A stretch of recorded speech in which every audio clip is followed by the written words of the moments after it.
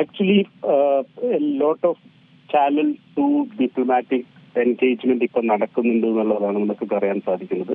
പ്രത്യേകിച്ചും ഇറാനിലും അല്ലെങ്കിൽ പാകിസ്ഥാനിലും മേഖലയിലുള്ള പത്രപ്രവർത്തകരുമായിട്ട് ബന്ധപ്പെടുന്ന ഒരു വ്യക്തി എന്നതിലേക്ക് വളരെ വ്യക്തമായി പറയാൻ സാധിക്കും. ഒരു വലിയ രീതിയിലുള്ള ബാക്ക്ഡോർ ഡിപ്ലോമാറ്റിക് ചർച്ചകൾ ഇപ്പോൾ നടക്കുന്നുണ്ട്. ഇസ്ലാമാബാദിൽ തന്നെ ഈ യോഗത്തിൽ രണ്ടുപേരും തമ്മിലുള്ള ഇറാൻ US മീറ്റിംഗിനുള്ള ഡെലിഗേഷൻ ലെവൽ മീറ്റിംഗിനുള്ള ഒരുക്കങ്ങൾ തുടങ്ങിക്കഴിഞ്ഞിട്ടുണ്ട്. ഈ അർത്ഥത്തിൽ നോക്കുകയാണെങ്കിൽ അടുത്ത ആഴ്ച ഈ സംഘർഷത്തിലേക്ക് അയവ് വരുത്താൻ രീതിയിലുള്ള ചില നീക്കങ്ങൾ ഉണ്ടാവാനുള്ള സാധ്യതയുണ്ട്. പക്ഷെ അറ്റ് ദ സെയിം ടൈം ഇപ്പോൾ താങ്കൾ സൂചിപ്പിച്ച പോലെ ചില ബേസിക് ക്വസ്റ്റ്യൻസ് ഉണ്ട്. ഈ രണ്ട് രാജ്യങ്ങൾക്കും ഇടയിലുള്ള തർക്കത്തിന്റെ അടിസ്ഥാനപരമായ ചില ചോദ്യങ്ങൾ എന്നുള്ളതും ഇറാന്റെ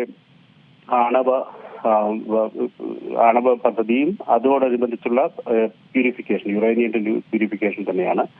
അതിൽ ഒരു തീരുമാനം ഉണ്ടായിട്ടില്ല.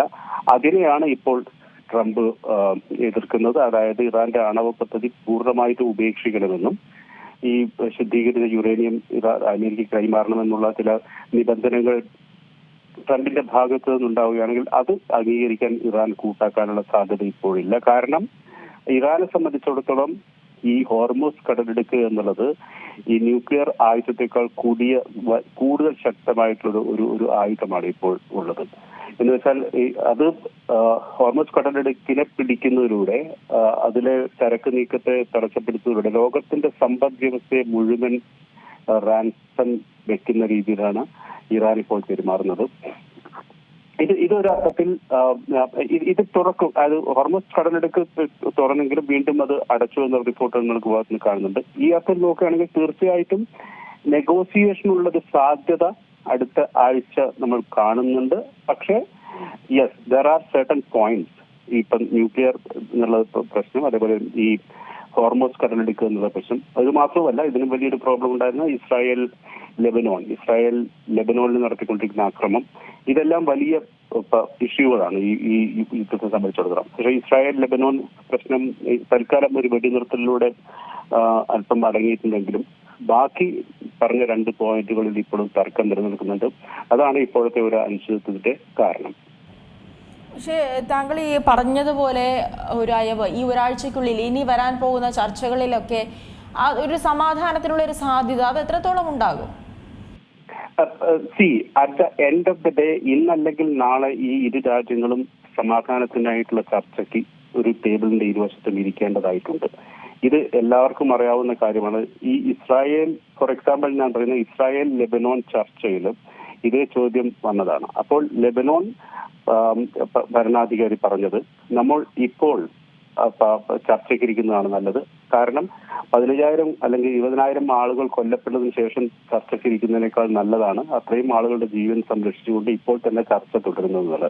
ആ അർത്ഥത്തിൽ വലിയൊരു അളവ് ആ മേഖലയിലുള്ള രാജ്യങ്ങളിൽ ഇത്തരത്തിലുള്ളൊരു ബോധ്യം നിലനിൽക്കുന്നുണ്ട്. ഇറാനെ സംബന്ധിച്ചിടത്തോളം ഒരു കാര്യം വളരെ വ്യക്തമാണ്. കാരണം അമേരിക്കയുമായി ഒരു ആയുധ സംഘർഷം ഉണ്ടാവുകയാണെങ്കിൽ ഇറാന് പിടിച്ചു നിൽക്കാൻ പറ്റില്ല എന്നുള്ളത് വളരെ വ്യക്തമാണ്.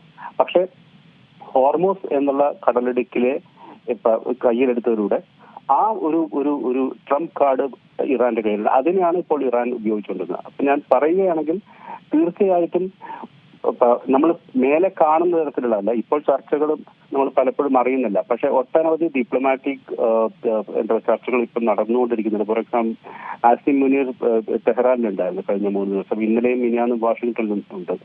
പിന്നെ യൂറോപ്യൻ യൂണിയനിലെ ചർച്ചകൾ നടക്കുന്നുണ്ട്. ഫ്രാൻസും ഇംഗ്ലണ്ടും ഇന്നലെ ഈ ഹോർമൂസ് കടലിടുക്കിന് എന്ത് ചെയ്യണം എന്നതിനെക്കുറിച്ച് വലിയ രീതിയിൽ ചർച്ചകൾ നടന്നിട്ടുണ്ട്. അതേപോലെ സൗദി അറേബ്യ, GCC രാജ്യങ്ങളെല്ലാം ചേർന്നൊരു ചർച്ചകൾ നടത്തുന്നുണ്ട്. മാത്രമല്ല ചൈനയുടെ ഇടപെടൽ ഇതിലുണ്ട്. അപ്പം നമ്മൾ കാണുന്ന രീതിയിൽ പത്രവാർത്തകൾ കാണുന്ന അതിനപ്പുറം ലോകത്തിന്റെ സമ്പദ് വ്യവസ്ഥയ്ക്ക് നേരെയുള്ള ഒരു അറ്റാക്ക് ആയി ഇത് മാറിയതിലൂടെ ലോകത്തിലെ ഒട്ടനവധി രാജ്യങ്ങൾ ഇതിൽ ഇടപെടുകയും അത് പരമായിട്ടുള്ള ചർച്ചകൾ നടക്കുകയും ചെയ്യുന്നുണ്ട്. പക്ഷെ നമ്മൾ കേൾക്കുന്നത് ട്രംപിന്റെ വലിയ ശബ്ദമാണ്. അതായത് ഞങ്ങൾ ഇത് തുടങ്ങിയിട്ടില്ലെങ്കിൽ ആക്രമിക്കുമെന്നുള്ളത് അത് ഒരു ട്രംപിന്റെ സ്ഥിരം ശൈലിയായി കണ്ടാൽ മതി എന്നുള്ളതാണ് എനിക്ക് തോന്നുന്നത്. തീർച്ചയായിട്ടും അടുത്ത ബുധൻ വ്യാഴം ദിവസങ്ങളിലായിട്ട് അല്ലെങ്കിൽ അടുത്ത ആഴ്ച അവസാനത്തോടുകൂടെ ഒരു തരത്തിലുള്ള അയവ് ഈ സംഘർഷത്തിന് വരും എന്നുള്ളത് തന്നെയാണ് അന്താരാഷ്ട്ര നിരീക്ഷകരടക്കം ഇപ്പോൾ പറയുന്നത്. ഒരു സംശയം കൂടെ ചോദിച്ചോട്ടെ. അതായത് താങ്കൾ തന്നെ സൂചിപ്പിക്കുകയുണ്ടായി, ഈ കരയുദ്ധം, അതായത് ആയുധങ്ങളെടുത്തുള്ള യുദ്ധത്തിലേക്ക് കടക്കുകയാണെങ്കിൽ ഒരുപക്ഷെ അമേരിക്കയുമായി ഇറാന് പിടിച്ചു നിൽക്കാനാകില്ല എന്നുള്ളത്. ഈ നടക്കാൻ പോകുന്ന ചർച്ചകളിൽ ഇറാൻ ഒരു സംയമനപരമായ ഒരു തീരുമാനം എടുത്തില്ല എന്നുണ്ടെങ്കിൽ വീണ്ടും യുദ്ധവുമായി മുന്നോട്ട് പോകും. അങ്ങനെയാണെങ്കിൽ ഈ കരയുദ്ധത്തിനുള്ളൊരു സാധ്യത അത് തള്ളിക്കളയാനാകുമോ? കരയുദ്ധത്തിനുള്ള സാധ്യത ഏറ്റവും അവസാനമായിട്ട് ആണ് അമേരിക്കയുടെ ഭാഗത്ത് അത്തരത്തിലുള്ള നീക്കം ഉണ്ടാവുക. ഇറാന്റെ ഭാഗത്തു നിന്നും വളരെ സംനയനപരമായിട്ടുള്ള ഒരു നിലപാടാണ് ഇത്രയും ദിവസങ്ങളിൽ ഉണ്ടായിട്ടുള്ളത് എന്ന് നമ്മൾ ശ്രദ്ധിക്കേണ്ടതായിട്ടുണ്ട്. കാരണം ഇറാന് വേണമെങ്കിൽ ഇതിലും വലിയ ശക്തമായ രീതിയിൽ തിരിച്ചടിക്കാൻ സാധിക്കുമായിരുന്നു.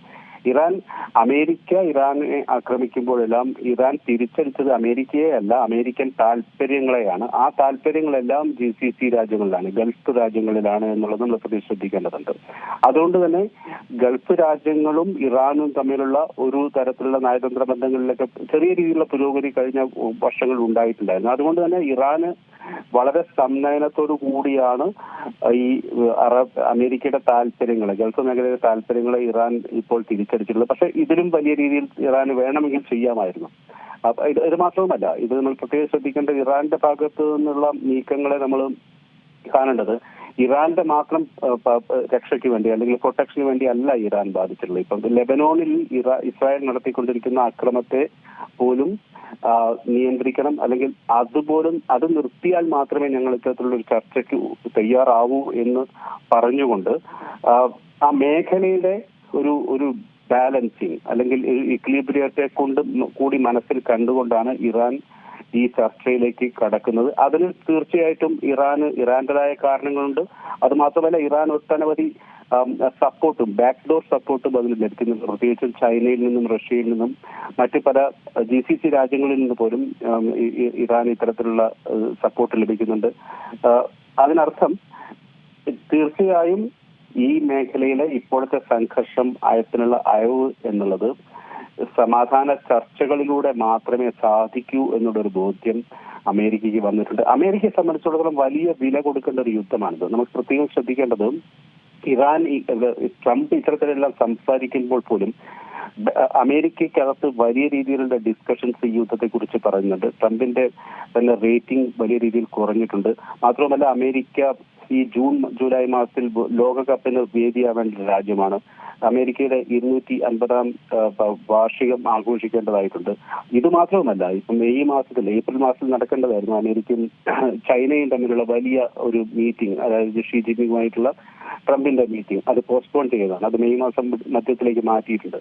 ഇങ്ങനെ നോക്കുകയാണെങ്കിൽ അങ്ങനെ ഈ യുദ്ധത്തിൽ നിന്നും ഒരു പരാജയത്തോടെ പിൻവാങ്ങുന്ന അമേരിക്ക തീർച്ചയായിട്ടും ഈ ചൈനയിൽ പോയിട്ട് ഈ മീറ്റിംഗ് പങ്കെടുക്കുക എന്നുള്ളത് അമേരിക്കയെ സംബന്ധിച്ചിടത്തോളം it will be a position of വീക്ക്നെസ്സിൽ നിന്നുള്ള ഒരു ചർച്ചയായിരിക്കും.